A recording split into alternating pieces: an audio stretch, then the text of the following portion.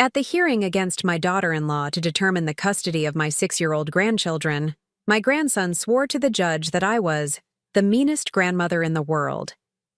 The evidence I presented made everyone question who the bad influence really was. I'm glad to have you here. Follow my story until the end and comment the city you're watching from so I can see how far my story has reached. The courtroom fell silent. I could feel everyone's eyes on me. The judge, the court reporter, my lawyer, even the bailiff by the door. But the only gaze that truly pierced my heart was Tommy's. My 6-year-old grandson stared at me with such conviction as he repeated those terrible words Vanessa had taught him. Grandma Sandra is mean. She's the meanest grandma in the whole world. My chest tightened. Each word stabbed deeper than any physical wound could. This little boy who once ran into my arms without hesitation, who begged to sleep at my house on weekends, who called me his cookie grandma because we always baked together, now looked at me like I was a stranger. No, worse than a stranger. Like I was someone to be feared. Vanessa sat beside him, her hand on his small shoulder, her face, a perfect mask of concerned motherhood. To anyone who didn't know better, she appeared to be comforting her child through a difficult moment. But I saw the slight upward curl of her lips, the satisfied gleam in her eyes. She had orchestrated this moment perfectly. Tommy, the judge said gently, can you tell me why your grandmother is mean? Tommy looked up at his mother, who gave him an encouraging nod. She tries to take me away from Mommy, he said, his voice small but rehearsed. She says bad things about Mommy. She makes my sister Emma cry. Every accusation was a distortion of the truth. I had never tried to take the children. I had simply requested my court-appointed visitation rights that Vanessa repeatedly denied. I never spoke ill of her in front of the children, though God knows I had reason to. And Emma's tears? They came when I had to return her to her mother's house after our visits, not from anything I had done. I glanced at Emma, sitting quietly beside her court-appointed advocate. At 6 years old, Tommy's twin, she seemed withdrawn, her eyes fixed on her small hands folded in her lap. She wouldn't look at me, but she wouldn't look at her mother either. This nightmare began 3 years ago when my son Jason married Vanessa after a whirlwind romance. I had my concerns from the beginning, how quickly Vanessa moved in, how she gradually isolated Jason from his friends, how she subtly criticized his relationship with me. But I stayed quiet. Jason seemed happy, and the twins adored her. Who was I to interfere? Then came the accident. Jason's company vehicle colliding with a drunk driver on a rainy night. My only child, gone in an instant. The grief nearly destroyed me. But I had to stay strong for Tommy and Emma, who'd just lost their father. I tried to be there for them, to maintain that connection, to preserve their memories of Jason. That's when Vanessa began to change. Or perhaps she simply stopped pretending. Visits became difficult to arrange. Phone calls went unanswered. The children seemed different each time I saw them. Quieter, nervous, often hungry and wearing clothes that no longer fit. When I gently raised concerns, Vanessa accused me of criticizing her parenting. When I offered help, she said I was overstepping. When I mentioned Jason's name, she said I was dwelling in the past and upsetting the children. Then came the day I picked up Emma from school for our court-approved visit and found bruises on her arm. When I asked her what happened, she burst into tears and begged me not to tell her mother she had told me. That was the moment I knew I had to fight for custody, no matter the cost. I never imagined it would lead to this moment. My own grandson, testifying against me, believing I was the villain in this story. Mrs. Lawson, my lawyer whispered, snapping me back to the present. It's time to present our evidence. I nodded, stealing one more glance at Tommy. Behind his rehearsed hatred, I caught a flicker of confusion in his eyes. That tiny glimpse gave me the strength to stand up and fight for what these children truly needed. Safety, stability, and the love their father would have wanted them to have. Looking back, I should have seen it coming. The signs were all there, flashing like warning beacons I chose to ignore for the sake of peace. For my son, Jason's happiness. For the twins. Vanessa entered our lives like a whirlwind. Jason met her at a colleague's wedding, and within 3 months, they were engaged. 6 months later, married. Everything happened so fast that I barely had time to process the changes. "Mom, when you just know," Jason had said, his eyes bright with the kind of love that blinds you to reality. I smiled and hugged him, swallowing my concerns. After all, who was I to question his judgment? He was 32, successful, and had always been sensible. The first red flag appeared during wedding planning. I had offered to help with the arrangements. Perhaps bake the cake, a family tradition spanning generations. Vanessa's response was polite, but firm. "That's so sweet, Sandra. But I've already hired a professional. This needs to be perfect." Her emphasis on perfect made me feel like my efforts would somehow tarnish her special day. Jason looked uncomfortable but said nothing. That became a pattern. Vanessa making decisions, Jason acquiescing, me stepping back. After the wedding, the distance grew. Sunday dinners at my house, a tradition since Jason was a boy, became monthly, then quarterly events.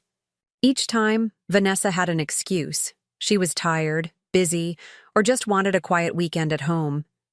Jason stopped coming alone, saying, "We're a package deal now, Mom. When the twins were born, I thought things would improve. Surely Vanessa would appreciate help with 2 newborns." I cleared my schedule, prepared to be the doting grandmother. But Vanessa had her mother move in instead, a woman who lived 6 states away and whom Jason had met only twice. "Vanessa's more comfortable with her own mom right now," Jason explained, not meeting my eyes. "Just give her time." Time. I gave. Her years. I bit my tongue when she criticized how I held the babies. I said nothing when she reorganized the nursery I had helped Jason prepare. I remained silent when she rejected the handmade quilts I'd spent months creating for the twins. The most telling moment came when the twins were 3. I'd bought them small tricycles for their birthday. Nothing extravagant. Just colorful little bikes with streamers on the handlebars. Vanessa looked at them and said, "Oh, we don't have room for these. The children already have too many toys." That evening, I overheard her on the phone with someone laughing. "Sandra bought these hideous tricycles as if we'd let the kids ride those death traps." Jason found me in the kitchen, tears streaming down my face. For once, he confronted Vanessa. Their argument was fierce, with words I'd never heard my son use before. The next day, he brought the tricycles to my house, asking if I could keep them there for when the kids visited. "She's just protective, Mom," he said, sounding tired. "The kids are her world. That was the problem. They were her world, not ours. Not a shared joy, but her exclusive territory."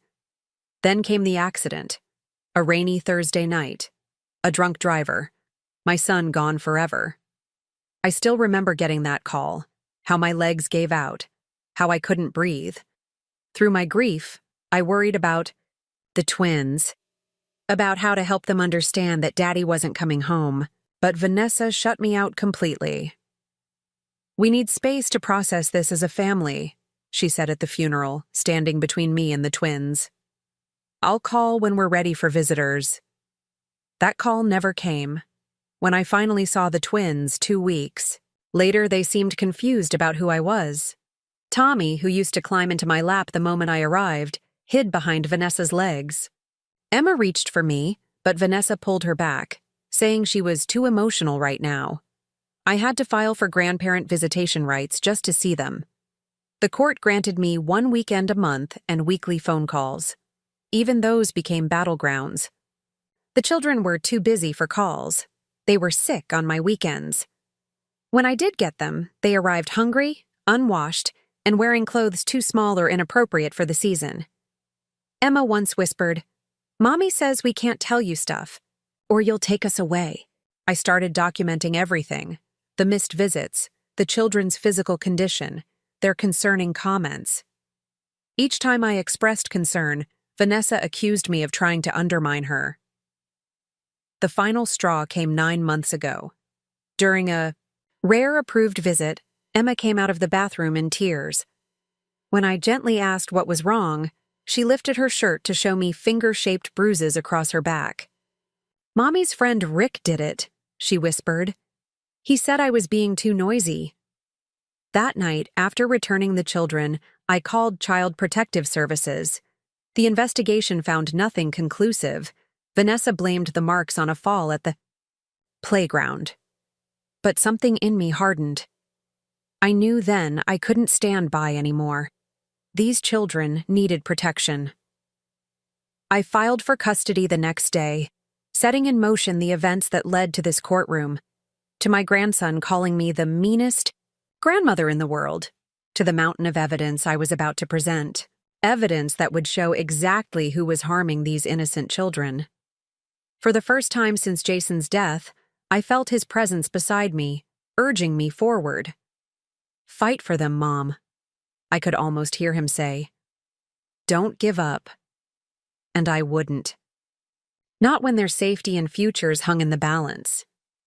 The first real evidence I gathered came from an unexpected source. Miss Winters, the twins' kindergarten teacher. I had gone to the school for a parent-teacher conference, a right I still maintained despite Vanessa's objections. Miss Winters, a petite woman with kind eyes and a gentle voice, seemed nervous when I arrived. She kept glancing at the door as if worried someone might walk in. "Mrs. Lawson," she said quietly, closing the classroom door. "I'm glad you came. There are some things we need to discuss about the twins." My heart immediately sank. "Are they having trouble with their schoolwork?" She shook her head. "It's not that. They're both bright children.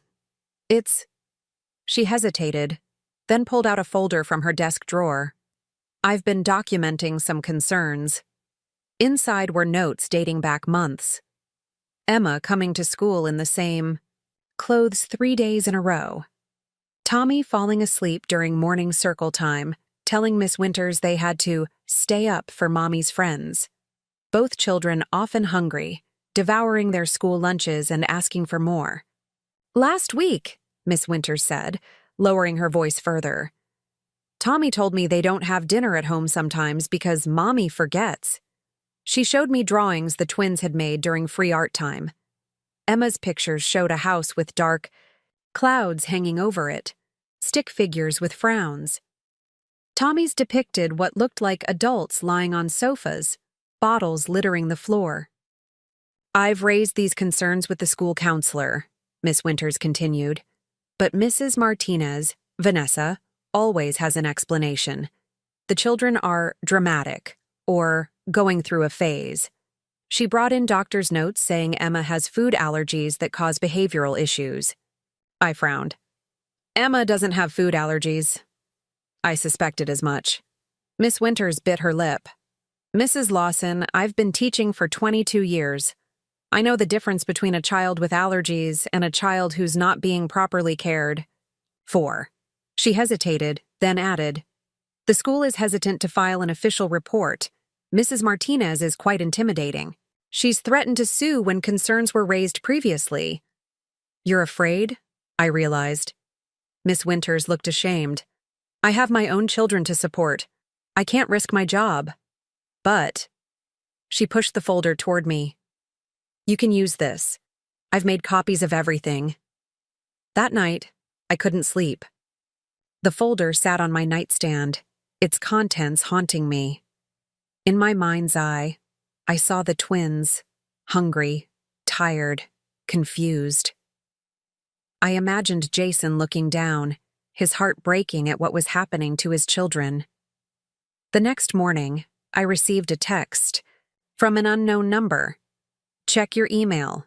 Evidence you need." The sender was Martin, Vanessa's ex-boyfriend from before she met Jason. They'd dated for 3 years, and he had reached out after seeing my name in court records. His email contained photos and videos from when he and Vanessa lived together. Vanessa drunk at noon, screaming at his young nephew who was visiting. Vanessa throwing dishes during an argument. Text messages showing her threatening to harm herself if he left her. She was manipulative and volatile, Martin wrote. I didn't speak up when she married your son because I was just glad to be free of her. I will testify if needed. Those kids deserve better. Armed with this evidence, I hired a private investigator. The report he delivered 2 weeks later made my blood run cold. Vanessa was leaving the twins alone several nights a week, sometimes until the early morning hours. She had a revolving door of men staying over, some with criminal records. The children were often unfed, unbathed, and unsupervised. The investigator had photographed Emma waiting by the school's front door for 40 minutes after pickup time, while Vanessa sat in her car in the parking lot, apparently asleep or intoxicated.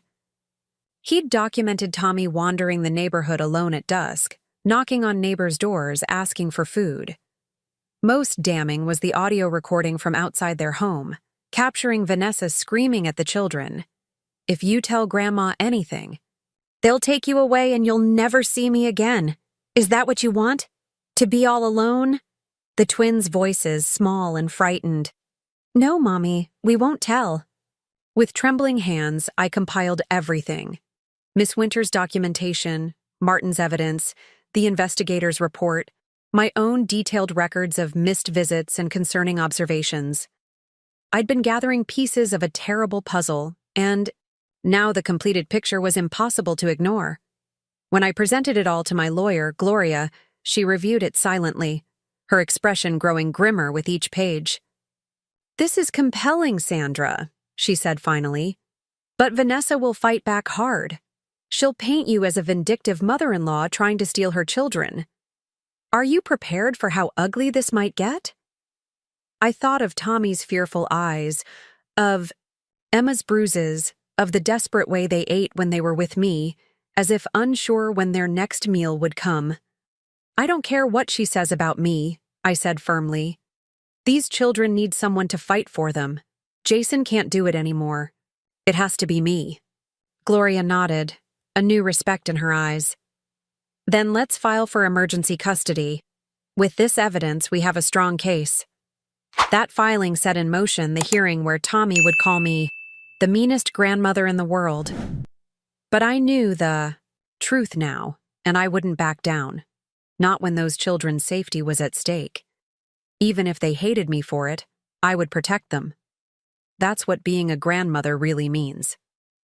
The days leading up to the custody hearing were the longest of my life. Each night, I'd lie awake imagining the twins alone in that house, wondering if they were safe, if they had eaten dinner, if anyone had tucked them in with a bedtime story. I'd stare at the ceiling, remembering how Jason always said goodnight to his stuffed dinosaur until he was 12 years old, how he'd want his children to have the same sense of security he'd grown up with. Gloria, my attorney, warned me repeatedly about what to expect. Vanessa will use every weapon in her arsenal, she said during our final preparation meeting. She'll paint you as controlling, as interfering, as unable to accept that you're not the parent. I know I'm not their parent, I replied quietly. I'm just trying to be what their father would want me to be. Their protector. Gloria's expression softened. The judge will see the evidence, Sandra. But you need to prepare yourself for how the children might behave in court. If Vanessa has been coaching them, she has, I interrupted. Tommy barely looks at me anymore. Emma just seems scared all the time. Then be ready for them to say hurtful things. Can you handle that? I thought about it honestly. Could I bear to hear my grandchildren, whom I loved more than life itself, say terrible things about me? Things they'd been trained to say? I have to, I finally answered. Because nobody else is standing up for them. The morning of the hearing, I dressed carefully in a simple navy blue dress. Nothing flashy, nothing that could be interpreted as trying too hard. I wore the small heart-shaped locket Jason had given me for Mother's Day when he was 16, his school picture still inside. It felt like carrying a piece of him with me. When I arrived at the courthouse, my neighbor Martha was waiting outside. She had offered to come for moral support, but I hadn't expected to see her there so early. "I couldn't sleep," she admitted, giving me a quick hug. "I kept thinking about those babies, and about you, going through this alone." Her kindness nearly broke me. Since Jason's death, I'd become accustomed to handling everything by myself. Having someone simply show up without being asked was an unexpected comfort. "The whole neighborhood is pulling for you," Martha added. "We've all seen how things changed after Jason passed, how those children started looking different." Inside, the courtroom felt cavernous and cold. Vanessa was already there, dressed in a conservative beige suit, her hair pulled back in a neat bun. She looked like the perfect grieving widow and devoted mother, exactly the image she'd cultivated since the funeral. The one time people saw her, she performed flawlessly. The twins sat on a bench outside with their court-appointed guardian ad litem, a stern woman named Mrs. Patel who had interviewed me extensively. Tommy was kicking his feet against the bench. Emma was sucking her thumb, a habit she'd supposedly outgrown 2 years ago, according to Vanessa's angry comments during handoffs. When Tommy saw me, he immediately turned away, pressing himself against Mrs. Patel's side. Emma gave me the briefest glance before looking down at her shoes. The rejection stung, but I understood. They had been conditioned to fear me, to see me as a threat to their family. "They look tired," Martha whispered beside me. They did. Both had dark circles under their eyes. Tommy's shirt was buttoned incorrectly, and Emma's hair hadn't been brushed properly. These details wouldn't be obvious to the judge, but they screamed volumes to me. When the proceedings began, I listened as Vanessa's attorney portrayed me as an overbearing mother-in-law who couldn't accept that my son had married and started his own family. He described how I had harassed Vanessa with constant calls and unannounced visits, how I undermined her parenting at every turn, how I used my considerable financial resources to try to buy the children's affection. Each accusation was a distortion of reality. My harassment had been worried calls when the children missed school. My undermining had been feeding hungry children and washing their dirty clothes. My buying affection had been providing necessities Vanessa neglected. Then came the children's testimony in the judge's chambers. Tommy went first. When he returned, his eyes were red-rimmed, and he wouldn't look at either me or his mother. Emma went next. She was in there much longer. While we waited, Vanessa's phone kept buzzing. She checked it repeatedly, growing increasingly agitated. At one point, she excused herself to take a call in the hallway. Through the partially open door, I could hear her harsh whispers. "No, you can't come over tonight. Because I'm in court, you idiot. No, the kids will be there.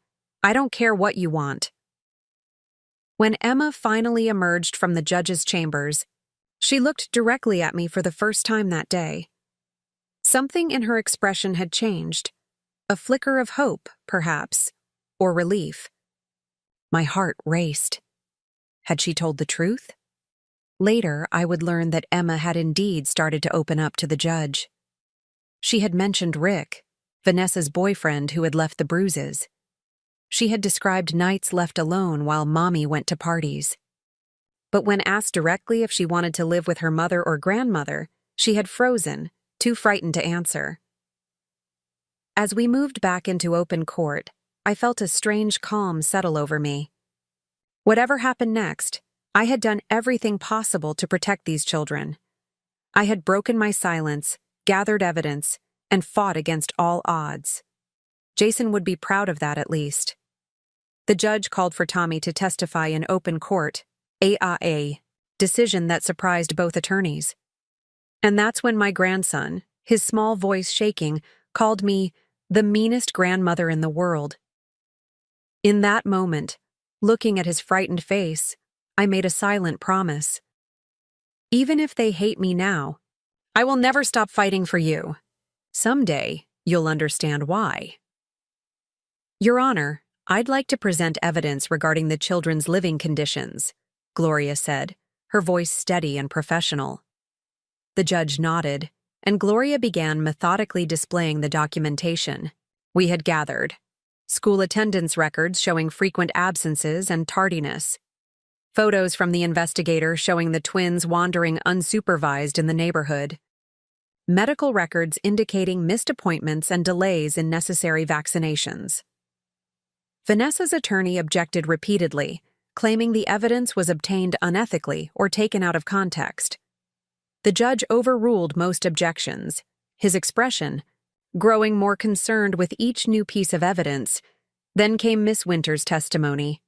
She spoke quietly but firmly about her observations, the children's hunger, their fatigue, their concerning artwork, and their troubling comments about home life. Tommy told me that sometimes they eat cereal for dinner because Mommy's door is locked, she said. Emma frequently comes to school in the same clothes, sometimes with stains from the previous day. Vanessa's face remained composed, but I noticed her fingers gripping the edge of the table, her knuckles white. Next came Martin's testimony. He described Vanessa's volatile behavior during their relationship and her tendency to manipulate others, to get what she wanted. He showed text messages where she had threatened self-harm when he tried to end their relationship, and described incidents of rage that left him fearing for his safety. I believe she is capable of using those children as pawns, he concluded. I've seen her manipulate people before. She doesn't see the harm she causes. Throughout these testimonies, I kept my expression neutral. Inside, though, I was trembling with a mixture of vindication and sorrow. These weren't revelations to me, but hearing them stated plainly in court made them feel both more real and more tragic. Then came the moment that would change everything. Gloria played the audio recording the investigator had captured.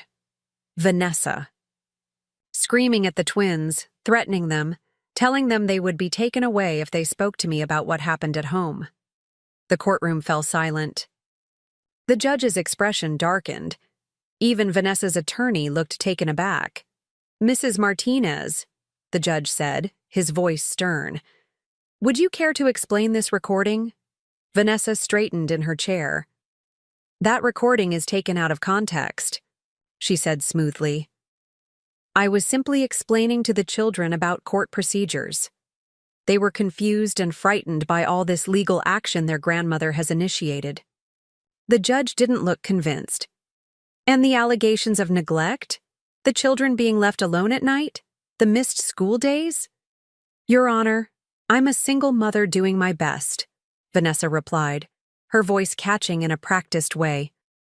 Since Jason's death, it's been a struggle. Mrs. Lawson has never approved of me, and she's using this tragedy to try to take my children away. I bit my tongue. Her ability to twist the truth was remarkable. For a moment, I feared the judge might be swayed by her performance. Then a small voice broke through the tension. That's not true.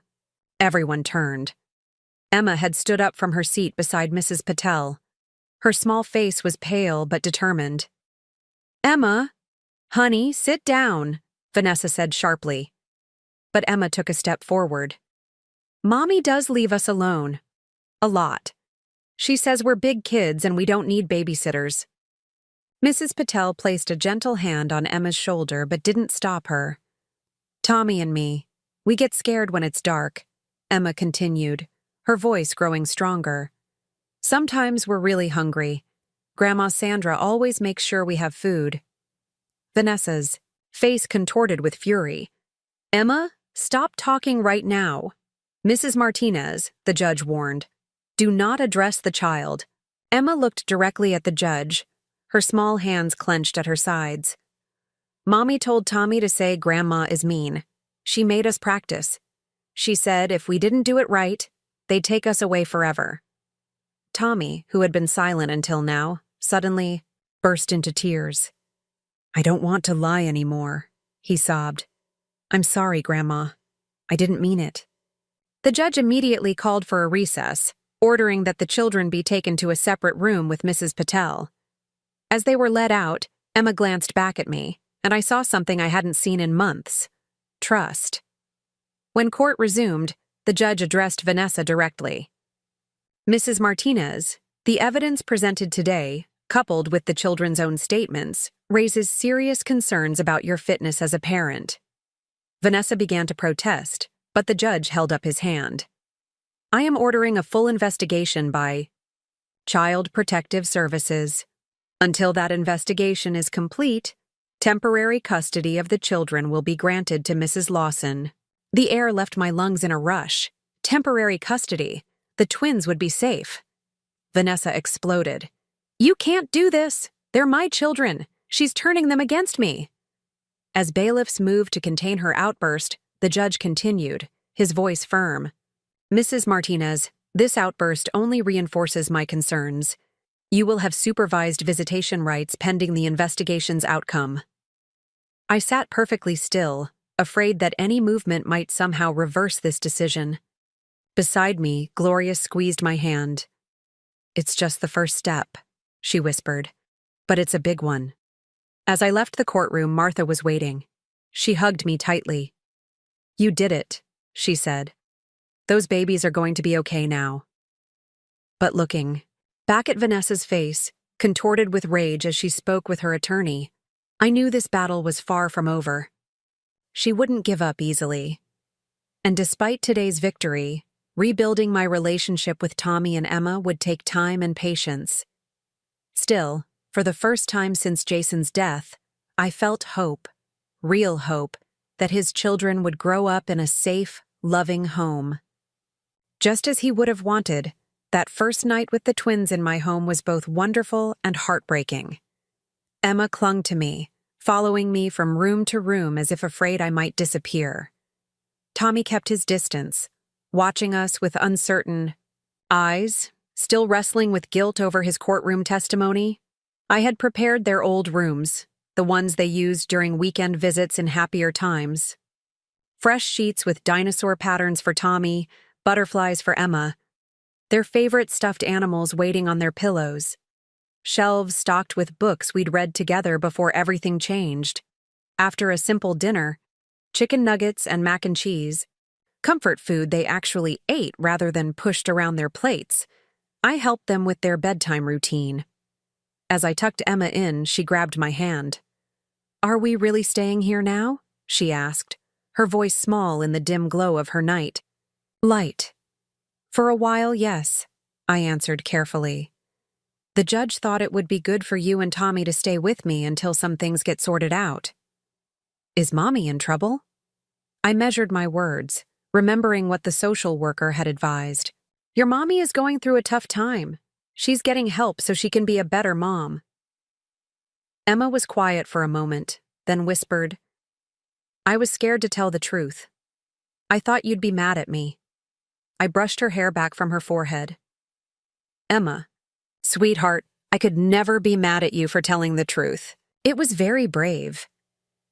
Tommy's mad at himself, she confided. He thinks he was bad for saying you were mean. I'll talk to him, I promised. Tommy's door was closed, but not fully latched. I knocked softly before pushing it open. He was sitting, cross-legged on his bed, clutching the stuffed triceratops his father had given him for his 4th birthday. Hey, buddy, I said, keeping my distance.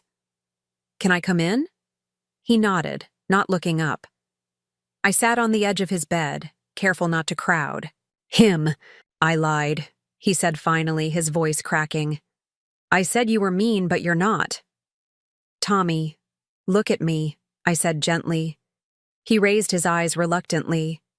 You were trying to protect your mom. You were scared, I understand.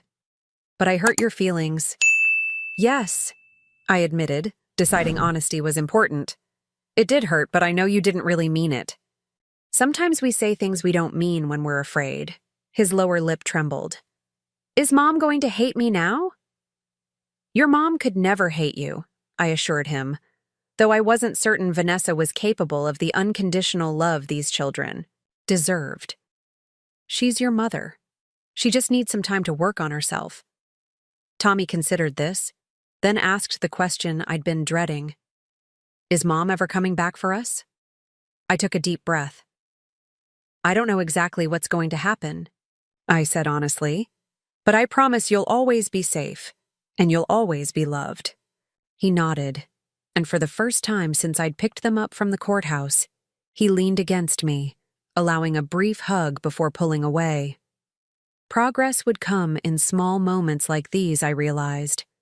Trust would need to be rebuilt day by day.